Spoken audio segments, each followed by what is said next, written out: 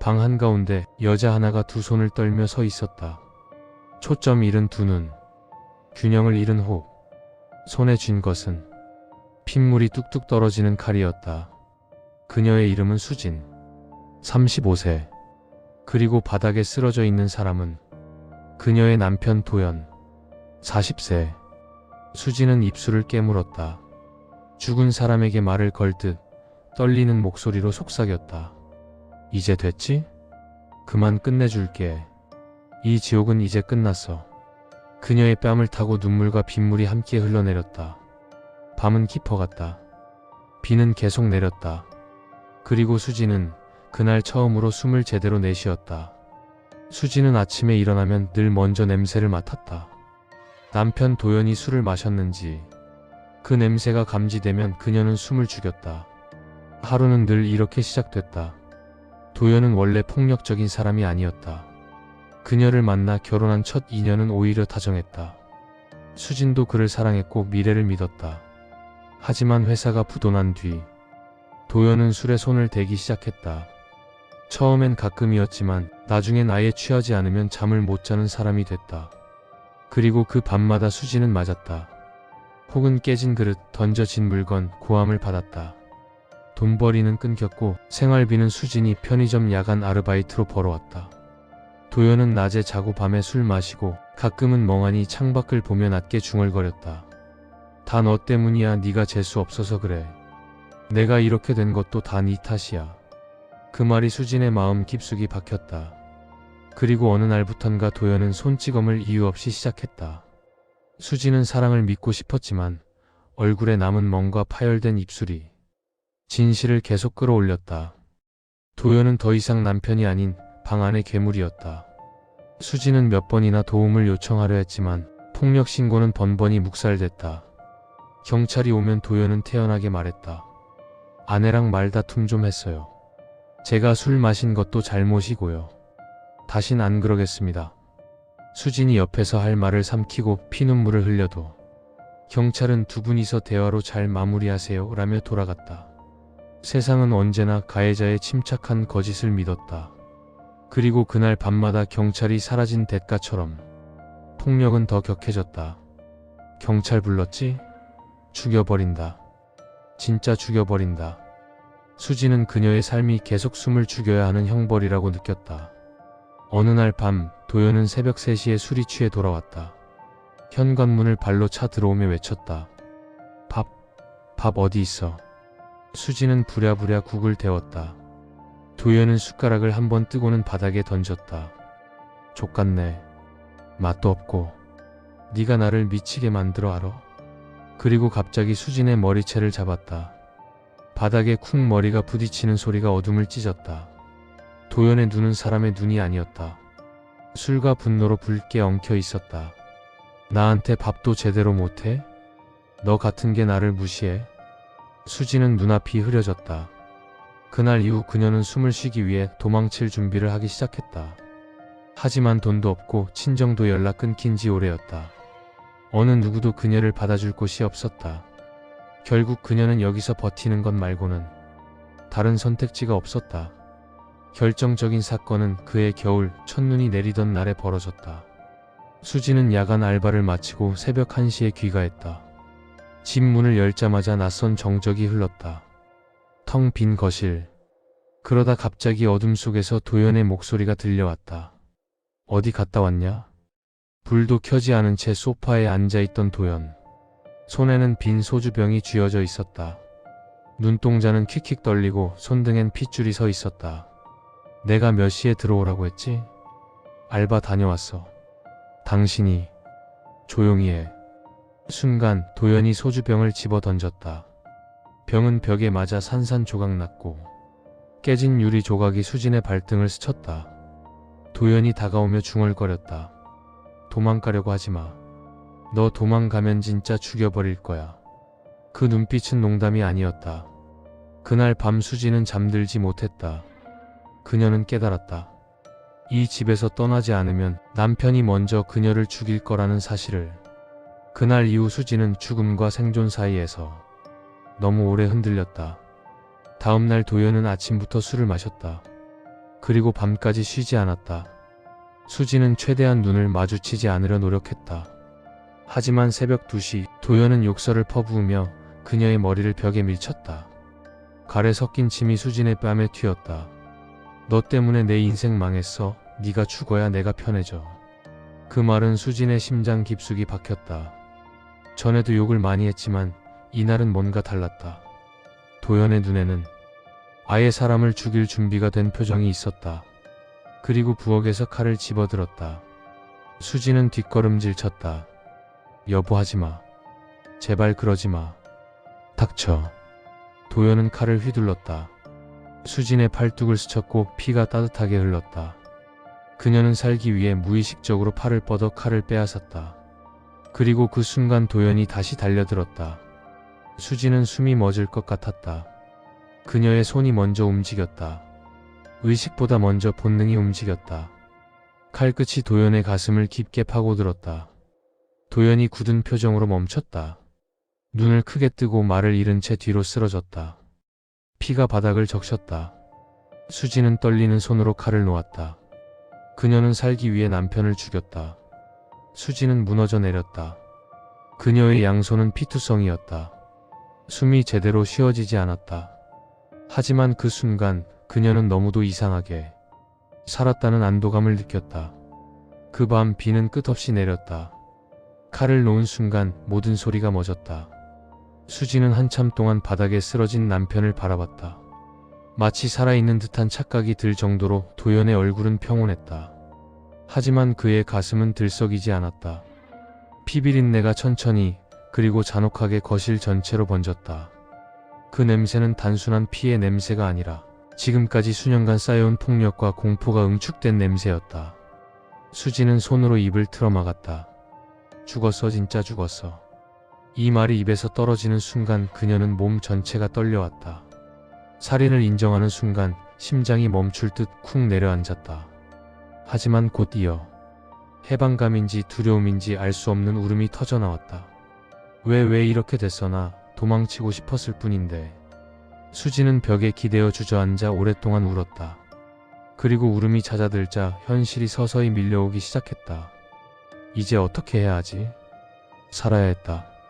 남편은 죽었지만 수지는 아직 살아있었고 그녀의 미래는 이제 그녀 손에 달려 있었다. 수지는 부엌으로 가서 고무장갑과 검은 쓰레기 봉투를 꺼냈다.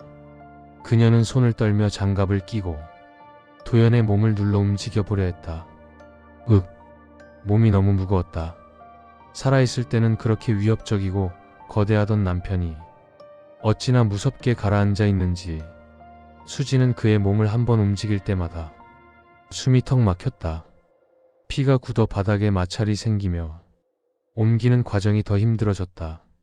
시체를 어떻게 처리해야 할지 수지는 인터넷에서 본 범죄 뉴스들을 떠올렸다. 토막 가방 강물.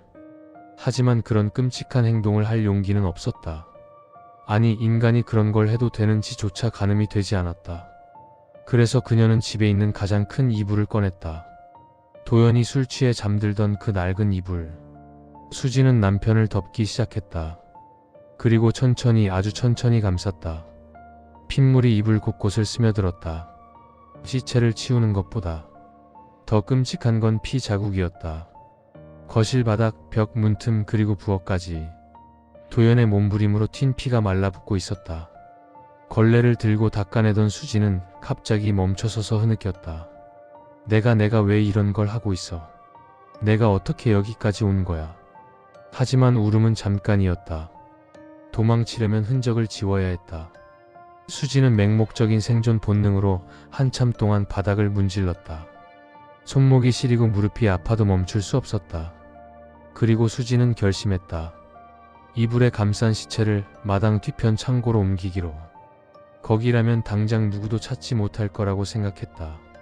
하지만 이불을 끌고 가는 동안 바닥과 이불 사이 마찰 소리가 너무 크게 느껴졌다. 아, 제발 조금만. 이불은 점점 더 무거워졌다. 남편의 몸이 이렇게 무거운 존재였나? 그녀는 남편을 질질 끌다시피 마당으로 옮겼다. 문을 열 때 문지방에 이불이 걸려 도연의 손이 잠깐 밖으로 튀어나왔다. 수지는 그 손을 붙잡고 그대로 얼었다. 왜 나를 이렇게까지 괴롭히는 거야? 그녀는 잠깐 울컥했지만 다시 정신을 가다듬었다. 창고 문을 열고 이불을 안쪽에 밀어넣었다. 문을 닫자 모든 소리가 멈췄다. 남편은 이제 집 안에 없었다. 해가 밝아오기 시작하자 수지는 거실 소파에 그대로 쓰러졌다. 몸은 파김치였고 머리는 울릴 정도로 무거웠다. 그리고 잠들기 직전 창고에서 바람이 문을 스치는 소리가 들렸다. 수지는 눈을 떴지만 확인할 힘은 없었다. 그렇게 그녀는 시체와 단둘이 있는 집에서 첫날 밤을 맞았다. 햇빛이 커튼 틈 사이로 스며들었다. 수지는 갑작스러운 현기증으로 눈을 떴다. 머릿속에 기억이 천천히 돌아왔다. 어제의 살해, 피, 이불, 창고. 꿈이면 좋겠다. 하지만 창고는 꿈이 아니었다. 수지는 심호흡을 하고 조심스레 현관 밖으로 나갔다. 햇빛 아래 보이는 창고. 문틈 사이로 피 한 방울이 말라붙어 있었다. 그 피는 수진에게 현실을 선언했다. 그날 밤 창고 쪽에서 이상한 냄새가 올라오기 시작했다. 썩은 듯한 무겁고 눅눅한 냄새. 수지는 창문을 다 들여다 바람결에 스친 그 냄새에 다리가 풀려 주저앉았다. 안 돼, 아니야, 아직 이르면 안 돼. 시체는 겨울이라 부패가 느렸지만 그래도 사흘이면 충분히 냄새가 나기 시작한다. 수지는 담요를 뒤집어 쓰고 창고 앞으로 나갔다. 문틈 사이에서 냄새가 더 진하게 새어나왔다. 제발, 아직은 제발. 수지는 마스크를 하고 향초를 들고 창고 문을 조금 열었다. 그리고 그 순간 그녀는 입을 틀어막았다. 시체는 이미 부풀기 시작하고 있었다. 이불에 감싼 형태는 그대로였지만 그 아래가 기괴하게 불룩했다. 수지는 뒤로 물러서며 울먹였다. 이러면 들켜 냄새가 퍼지면 끝이야. 그녀는 절망적으로 향초를 몇 개 더 두고 문을 닫았다. 하지만 향초로는 죽음의 냄새를 이길 수 없었다. 다음 날 오후 현관 초인종이 울렸다. 문 앞에는 도연의 여동생 유진이 서 있었다. 차가운 얼굴, 날카로운 눈매. 언니, 오빠 어디 있어? 수지는 몸이 굳었다. 나간 지 며칠 됐어. 언니한테 연락 안 돼? 응, 요즘 그냥 나가서 술 마시고. 유진은 수진 얼굴을 뚫어지게 바라봤다. 그 시선이 너무 날카로워 수지는 마치 몸이 벗겨지는 기분이었다. 언니, 솔직하게 말해줘. 뭘? 오빠가 언니한테 손 뗀 거 다 알아. 그 말에 수지는 눈을 크게 떴다. 내가 몇 번이나 언니 집 찾아왔을 때 언니 얼굴에 멍이 있었잖아. 수지는 숨소리가 흔들렸다. 근데도 언니는 끝까지 그냥 넘어지다가 그랬다 이랬지. 유진은 수진의 턱을 올려다보며 말했다. 언니 혹시 오빠한테 무슨 일 생긴 거야? 수지는 숨이 막혀 말이 나오지 않았다. 유진은 한 발 다가오며 말했다. 언니, 내가 오빠 원망하는 거 알지? 오빠가 어떤 인간인지 나도 알아. 근데 사라졌어. 연락도 없어. 그건 이상하잖아. 수지는 그 말에 날카로움에 마음이 무너져 내렸다. 유진이 돌아가자 수지는 몸을 웅크리고 울었다. 왜 이제 와서 다들 왜 이제야? 밤이 되자 수진의 손은 계속 떨렸다. 물을 마셔도 숨을 쉬어도 마음이 가라앉지 않았다. 거실에 앉아 있다가 갑자기 도연의 목소리가 들린 것 같아 벌떡 일어나기도 했다. 그런데 무언가 이상했다. 창문 너머 창고를 보니 문이 약간 열려 있었다. 수지는 얼어붙었다. 왜 열렸지? 바람 때문이라기엔 열린 폭이 너무 컸다. 수지는 맨발로 밖에 나갔다. 추위가 발가락을 얼릴 만큼 매서웠지만 그보다 더한 공포가 등에 붙어 있었다. 창고 문을 붙잡고 조심스레 밀어 닫으려던 순간 문 안쪽에서 무언가 툭 하고 떨어지는 소리가 들렸다. 수진의 손이 떨렸다. 시체가 부패하며 내부에서 무너져 내리는 소리였다. 하지만 그 순간 수지는 이게 도연의 움직임처럼 느껴졌다. 그녀의 정신은 이미 한계였다. 수지는 창고 문을 닫고 뛰다시피 집으로 들어왔다. 문을 잠그고 등을 문에 기댄 채 그대로 주저앉아 울었다. 무서워, 제발 그만 나 좀 살려줘. 다음 날 전화가 또 왔다. 이번엔 경찰서였다. 수진 씨, 남편분 실종 신고가 공식 접수되었습니다. 잠시 협조가 필요합니다. 수지는 손이 떨려 핸드폰을 떨어뜨릴 뻔했다. 경찰은 말했다. 혹시 최근에 다툼이나 특별한 일이 있었나요? 그 질문은 마치 칼끝을 심장에 겨눈 것처럼 날카로웠다. 수지는 아무 말도 못했다. 없어요. 하지만 그 말은 너무 가벼웠고 너무 허전한 울림이었다. 경찰은 말했다. 조만간 직접 만나 뵙고 조사할 부분이 있을 것 같습니다. 전화를 끊자 집안이 너무 조용해졌다. 도망칠 곳이 없었다. 다음 날 아침, 이웃 한 명이 마당을 지나가다 주저하며 말을 걸었다. 수진 씨 창고 쪽에서 좀 심한 냄새 올라오는 것 같아요. 수지는 얼굴이 하얗게 질렸다. 아, 네, 정리할게요. 그녀가 말하는 도중에도 이웃은 찡그린 얼굴로 창고 쪽을 여러 번 바라봤다. 이웃의 쾌쾌한 반응 속에서 수지는 확신했다. 이제 숨길 시간이 얼마 없다. 바람이 불 때마다 죽은 도연의 시체 냄새가 골목길로 흘러가고 있었다. 그날 밤 수지는 결심했다. 창고에서 시체를 꺼내 다른 곳으로 옮기기로. 손전등을 켜고 흰 장갑을 끼고 두 손으로 문을 열었다. 그리고 그 순간 수지는 입을 막고 뒤로 넘어졌다. 악취. 살 덩어리가 부패할 때 나는 도저히 인간이 견딜 수 없는 냄새. 이불은 시커멓게 젖어 있었다. 부패액이 바닥에 고여 물컹하게 퍼져 있었다. 수지는 토할 것처럼 헛구역질을 했다. 안 돼, 이걸 어떻게. 이걸 내가 어떻게 옮겨. 이불을 잡아 끌려 했지만 손끝에서 이불이 물컹하게 미끄러졌다. 그 촉감이 살아있는 것처럼 느껴져.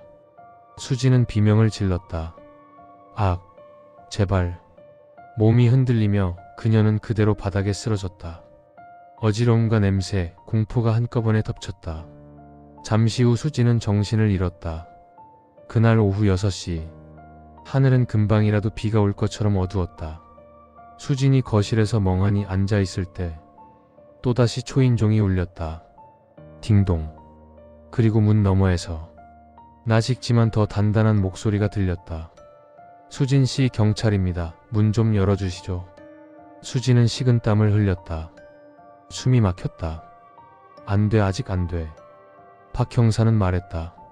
실종자 관련해 중요한 내용을 확인해야 합니다. 문 열어주세요. 그 순간 창고에서 바람이 한번 크게 불어 악취가 집 쪽으로 흘러들었다. 수지는 숨을 꿀꺽 삼켰다. 박 형사는 말했다. 잠깐, 여기 지금 맡아지는 냄새가. 무슨 냄새죠? 수지는 심장이 멈춘 것처럼 느껴졌다. 여기서 나는 냄새 맞나요, 수진 씨? 여기 문 좀 열어보겠습니다. 그 말은 숨겨진 진실이 문고리를 당기는 소리처럼 들렸다. 수진의 두 다리가 흔들렸다. 그 순간 뒤쪽 마당에서 창고 문이 탁 하고 스치는 바람 소리가 들렸다. 박 형사가 미세하게 눈을 좁혔다. 지금 들린 소리 뭐죠? 수진의 심장이 멎었다. 박 형사와 다른 경찰 둘이 마당으로 들어왔다. 그들은 집안을 천천히 둘러보았지만 아직 증거는 없었다. 그러나 박 형사는 창고 쪽으로 계속 시선을 두었다. 수지는 즉시 가슴을 움켜쥐었다.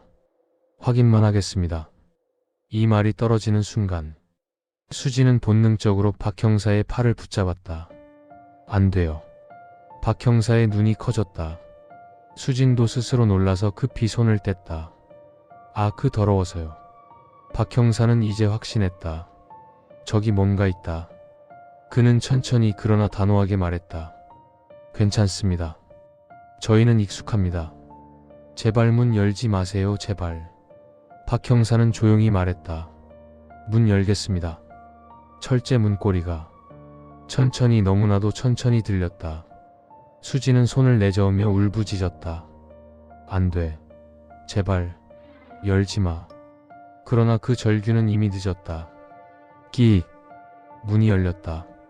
어둠 속에서 햇빛이 비집고 들어가 창고 내부를 밝혀냈다. 그리고 그들 모두는 바닥 한가운데 쓰러져 있는 이불 뭉치를 보았다. 이불은 검게 젖어 있었고 바닥엔 썩은 체액이 고여 있었다. 경찰 둘은 코를 막으며 뒷걸음질 쳤다. 박 형사의 얼굴이 굳었다. 이건 음식이 아닌 것 같은데. 그는 조심스레 이불을 들추기 위해 장갑을 끼웠다. 수지는 무릎이 꺾이며 주저앉았다. 하지 마 제발 제발. 그러나 박 형사는 이불을 천천히 한 겹씩 들어올렸다. 이불이 벗겨지는 순간 창고 안 공기가 한층 더 무겁게 가라앉았다. 머리카락, 그 아래 뭉쳐진 어깨, 그리고 이미 결색된 피부. 경찰들은 모두 표정을 잃었다. 도연의 시신이었다. 부패가 진행되어 얼굴은 붓고 변색되어 있었지만 형태는 분명 남편 도연이었다. 박 형사는 숨을 삼켰다. 수진 씨. 그는 천천히 뒤를 돌아 수진을 바라봤다. 그의 눈빛은 동정과 충격, 그리고 직업적 확신이 섞여 있었다. 이건 어떻게 된 겁니까? 수진은 온몸이 떨렸다. 땅이 흔들리고 세상이 기울었다. 눈물과 침이 엉켜 제대로 말도 나오지 않았다. 저는 죽이려던 게 아니야. 그냥 그날 무서워서. 그 사람이 나를 죽일 것 같아서. 살고 싶었어요. 그냥 살고 싶어서. 그 사람 칼을 들고 그녀는 가슴을 움켜쥐고 울부짖었다. 나는 살기 위해 한 번 한 번만 그 칼을. 말이 끊기며 그녀는 바닥에 쓰러졌다. 경찰들은 수진을 부축했다. 그러나 수진은 뿌리치고 창고 안으로 기어들어가려 했다. 놔요. 그 사람 내가 죽일 생각 없었어요. 믿어주세요. 박 형사는 깊은 숨을 쉬며 수진에게 다가왔다. 수진 씨, 당신을 체포하는 게 아닙니다. 일단 보호 조치입니다. 진정하세요. 그러나 그 말은 수진에게 더 큰 공포였다. 수진은 눈물에 젖은 채 말했다. 나 감옥 가요. 나 이제 끝난 거죠? 근데 왜 그 사람이 죽고 나서도 나는 자유롭지가 않아. 그녀의 얼굴엔 절망과 해방, 죄책감과 공포가 모두 엉켜 있었다. 박 형사는 차분히 말했다. 당신이 순순히 말해준다면 모든 상황이 참작될 겁니다. 진실을 말해주십시오. 수지는 울음 속에서 조용히 고개를 끄덕였다. 저는 그냥 살고 싶었어요. 경찰은 그녀에게 천천히 수갑을 채웠다. 차갑고 딱딱한 금속이 손목에 닿는 순간 수진의 얼굴에서 마지막 남은 힘까지 빠져나갔다. 경찰차에 실려 나가기 전 수진은 창고와 집을 바라봤다. 거기엔 그녀의 지난 3년이 있었다. 폭력, 절망, 울음, 도망칠 수 없었던 나날들, 그리고 살기 위해 내린 단 하나의 선택. 수진은 낮게, 거의 속삭이듯 말했다. 미안해. 그렇게 끝내고 싶진 않았어. 그녀의 눈에서 천천히 눈물이 흘러내렸다.